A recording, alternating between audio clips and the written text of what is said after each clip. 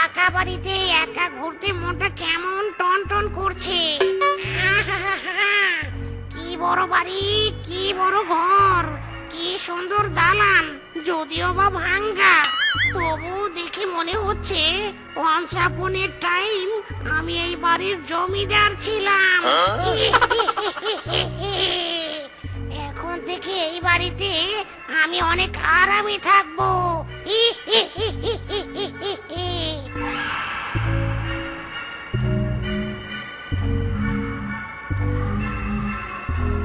ইদি মাইরি, এ আমি কোথায় চলে এলাম রে?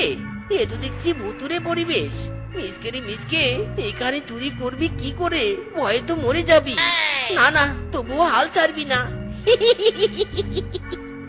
আরে বাস, এ আবার কোন থার্ড পারসন সিঙ্গুলার নাম্বার?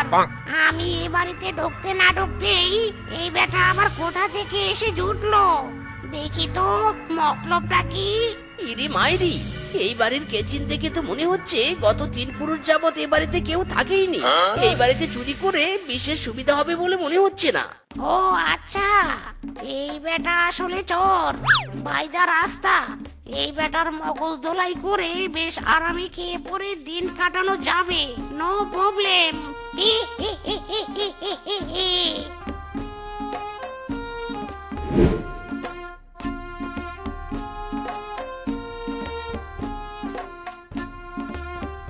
একে কি আমি কি আসলে কি সত্যি দেখছি নাকি মিথ্যে দেখছি? এই পুরনো বাড়ির ভিতরে সাধু বাবা, এই সাধু বাবাও নিশ্চয়ই অনেক পুরনো। মিসকেরি মিসকে চুরি বিদ্যা ছেড়ে সাধু সেবায় মন নিবেশ কর। তাতে যদি তোর 7 পুরুষের ভাগ্য খুলে যায় মাইরি।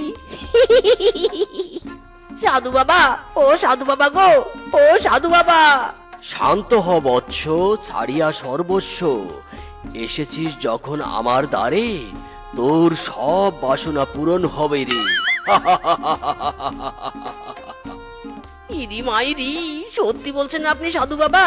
তবে আমি অলওয়েজ করতে চাই আপনার সেবা। আমার সেবা করা কি আর এতই সহজ রে?